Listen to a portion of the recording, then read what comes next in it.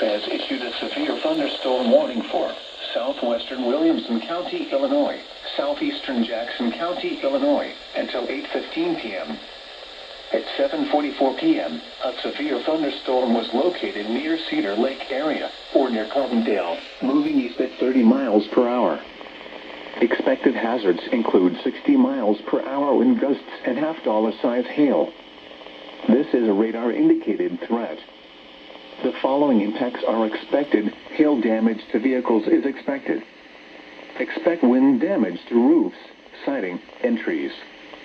Locations impacted include Carbondale, Marion, and McKenna. This includes the following highways: Interstate 24 in Illinois near mile marker 1. Interstate 57 in Illinois between mile markers 44 and 47. Repeating, a severe thunderstorm warning has been issued until 8:15 p.m. for the following counties in Illinois: Jackson and Williamson,